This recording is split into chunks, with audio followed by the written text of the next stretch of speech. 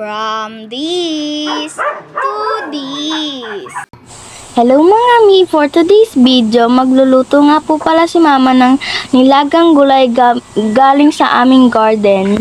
Ayan na nga po, isa-isa na nga pong hinihimay-himay ni mama ang gulay. Wow, sarap! Hinuhugasan na nga po ni mama ang pakbet. Fresh from palengke. Wow, yummy delicious na kaagad. Ayan nga po, naglalagay na nga po si mama ng tubig sa kawali. John. Maglalagay na nga po si mama ng asin at sibuyas, John. Para syempre sumarap ang lasa. Oh. Ayan na nga guys, nilagay na nga ni mama yung sibuyas. Habang nagpapakulo nga si mama ng tubig dyan, niluluto na nga rin po ni mama yung ulam namin na chicken tocino. Ulam namin yung tatlo. May isang pirasong isda nga pong hinalo si mama sa gulay niya. At nire-ready na nga po pala ni mama yung pagkain ng dalawang aso namin. Naghihintay sa labas. At mukhang gutom na.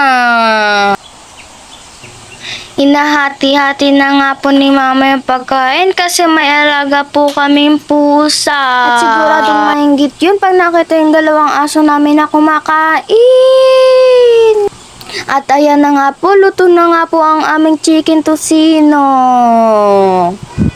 Ayan nga po, nilagay na nga po ni mama yung pakbet. Oh my God, natatakam na nga po ako sa homemade lutong tocino ni mama. Luto na. At pinapasarap nga rin po ni mama yung pagkain ng tatlo naming alaga.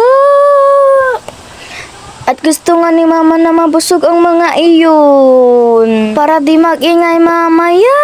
Ayan na nga po si Antir. Kakain na. Ganon rin si Whitey. Parang gutom na nga. At mukhang gutom na nga si Whitey at Antir.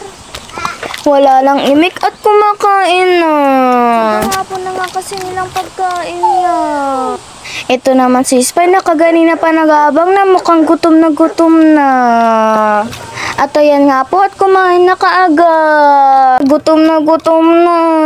Ayan nga po, nilagyan na nga po ni mama ng pampalasa yung gulay. At mukhang maluluto na. At nilagay na nga po ni mama yung sariwang gulay.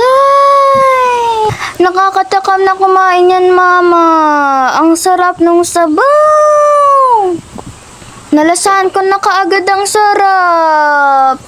At ayan na nga, nag-thumbs up nga po si mama dahil kakain na. Thank you for watching.